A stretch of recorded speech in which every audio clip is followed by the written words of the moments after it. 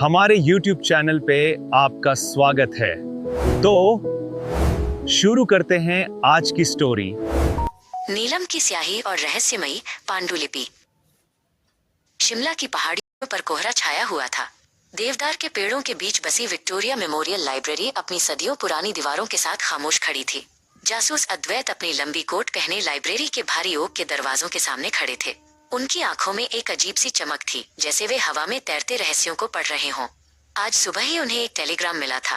Library की सबसे मूल्यवान संपत्ति सुनहरा बाज नामक प्राचीन पांडुलिपि गायब हो गई थी। अद्वैत जानते थे कि ये कोई साधारण चोरी नहीं है। उन्होंने अपनी टोपी ठीक की और लाइब्रेरी के अंदर कदम रखा, जहां पुरानी किताबों की खुशबू और सन्नाटा उनका स्वागत कर रहा था। लाइब्रेरी के अंदर अद्वैत के साथ उनकी सहायक लिपि भी मौजूद थी। लिपि की नजरें बहुत तेज थीं और वे बारीकियों को पकड़ने में माहिर थीं। वे दोनों उस टूटे हुए शीशे के बक्से के पास खड़े थे, जहां कभी वो सुनहरी पांडुलिपि रखी होती थी। सर देखिए, लिपि ने इशारा करते हुए कहा। बक्से के चारों ओर कांच के टुकड़े बिखरे हुए थे, लेकिन अद्वैत का ध्यान उन टुकड़ों पर नहीं, बल्कि उस खाली मखमल के पैड पर था। उन्होंने झुककर उसे देखा। वहां किसी भी तरह के संघर्ष के निशान नहीं थे। ऐसा लग रहा था जैसे चोर को पता था कि बक्सा कैसे खोलना है, फिर भी उसने शीशा तोड़ा ताकि यह एक साधारण चोरी लगे। लिपि अचानक जमीन पर घुटनों के बल बैठ गई। उसने अपनी जेब से एक आवर्धक लेंस मैग्नीफाइंग ग्लास निकाला और फर्श की बारीकी से जांच करने लगी। यहाँ कुछ है सर, वो फुसफुसाई। बक्से के ठीक नीचे लकड़ी के फर्श की एक दरार में गहरे नीले रंग की स्याही का एक छोटा सा धब्बा था। ये स्याही अभी भी पूरी तरह सूखी नहीं थी। लिपि ने अपनी उंगली से उसे हल्का सा छुआ। ये साधारण स्याही नहीं है, ये बहुत गाढ़ी और चिपचिपी है, उसने अद्वैत को बताया। अद्वैत ने सिर हिलाया। उनकी सोच की दिशा अब बदल रही थी। ये धब्बा उस अपराधी का पहला सुराग था, जिसने खुद को बहुत चतुर समझा था। तभी लाइब्रेरी की मुख्य लाइब्रेरियन शांति जी कमरे में दाखिल हुई। उनके चेहरे पर घबराहट साफ झलक रही थी। अद्वैत ने उनसे पूछताछ शुरू की। शांति जी, कल रात आखिरी बार लाइब्रेरी किसने छोड़ी थी? शांति जी ने कांपते हाथों से अपनी चाबियां पकड़ी और कहा, मैं ही थी साहब, लेकिन रात को मैंने सब कुछ ठीक से बंद किया था। यहाँ कोई परिंदा भी पर नहीं मार सकता। अद्वैत ने उनकी आंखों में देखा। वे डरी हुई थी, लेकिन क्या वे कुछ छिपा रही थी? अद्वैत ने उनके कपड़ों पर गौर किया। उनकी साड़ी के पल्लू पर धूल के कुछ कण थे, जो लाइब्रेरी की पुरानी अलमारियों की सफाई के दौरान जम जाते हैं। अद्वैत पुस्तकालय के पिछले हिस्से में स्थित एक बड़ी खिड़की की ओर बढ़े। उन्होंने देखा कि खिड़की का कुंडा लैच टूटा हुआ था, लेकिन वह बाहर से नहीं बल्कि अंदर से तोड़ा गया था। उन्होंने खिड़की के फ्रेम पर अपनी उंगलियां फेरी। चोर बाहर से अंदर नहीं आया लिपि, अद्वैत ने जोर से कहा। चोर पहले से ही अंदर था। उसने खिड़की इसलिए तोड़ी ताकि हमें लगे कि कोई बाहर से घुसा है। अद्वैत ने बाहर की गीली मिट्टी को देखा। वहां जूतों के कोई निशान नहीं थे, जो इस बात की पुष्टि करते थे कि खिड़की के रास्ते कोई आया जाया नहीं था। इसी बीच लिपि ने एक मेज के नीचे कुछ और खोज निकाला। वो रेशमी कपड़े का एक छोटा सा नीला टुकड़ा था।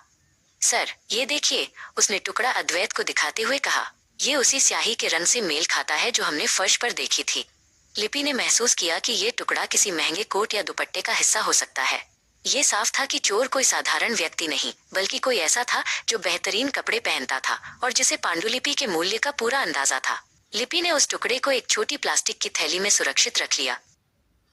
सुरागों का पीछा करते हुए अद्वैत और लिपि शहर के सबसे अमीर कला संग्राहक विक्रम के बंगले पर पहुंचे। विक्रम अपने बगीचे में बैठा चाय पी रहा था। अद्वैत ने सीधे मुद्दे पर आते हुए कहा, विक्रम जी, आपकी कला के प्रति दीवानगी के चर्चे पूरे शहर में हैं। क्या हमें आपकी नई पेंटिंग देखने का सौभाग्य मिल सकता है? विक्रम थोड़ा सकपका गया, लेकिन उसने मुस्कुराते हुए उन्हें अंदर बुलाया। अद्वैत की नजरें कमरे के कोने में रखे एक चित्रकार के स्टैंड ईजल पर टिक गईं। वहां वही नीली स्याही या कहें कि पेंट रखा था, जो उन्होंने लाइब्रेरी में देखा था। अद्वैत ने विक्रम की ओर मुड़कर कहा, विक्रम जी, वो नीला पेंट बहुत सुंदर है, बिल्कुल वैसा ही जैसा लाइब्रेरियन के कपड़ों और फर्श पर गिरा था। लिपि ने तुरंत अपना बैग खोला और वो रेशमी टुकड़ा निकाला। और ये कपड़ा, ये आपके उस कोट से मेल खाता है जो अलमारी में टंगा है ना? अद्वैत ने समझाया कि विक्रम ने शांति जी को डराकर चाबियां ली थी, लेकिन काम के दौरान उनका पेंट फर्श पर गिर गया और उनका कोट खिड़की के कुंडे में फंसकर फट गया। उन्होंने चोरी को बाहरी हमला दिखाने की कोशिश की थी, लेकिन छोटी गलतियों ने उन्हें फंसा दिया। अपनी पोल खुलते देख विक्रम अचानक उठा और पीछे के दरवाजे से भागा। पकड़ो उसे, अद्वैत चिल्लाए। लिपि बिजली की फुर्ती से उसके पीछे भागी। बारिश की वजह से बगीचा फिसलन भरा था, लेकिन लिपि ने हार नहीं मानी। विक्रम बाउंड्री वॉल फांदने की कोशिश कर रहा था जब लिपि ने उसके पैर पकड़ लिए। दोनों कीचड़ में गिर पड़े, लेकिन लिपि ने मजबूती से विक्रम का हाथ पकड़ लिया। विक्रम के हाथ में एक छोटा चमड़े का बैग था, जिसमें शायद वो अनमोल पांडुलिपि छिपी हुई थी। पुलिस के आने के बाद अद्वैत ने वो चमड़े का बैग खोला। अंदर सुनहरा बाज पांडुलिपि सुरक्षित थी। लिपि ने अपनी चोटें साफ करते हुए मुस्कुराकर अद्वैत को देखा। काम पूरा हुआ सर। अद्वैत ने पांडुलिपि को बड़े सम्मान से वापस हाथ में लिया। हाँ लिपि, लेकिन याद रखना, एक अपराधी चाहे कितना भी चतुर क्यों ना हो, वो अपनी छाप छोड़ ही जाता है।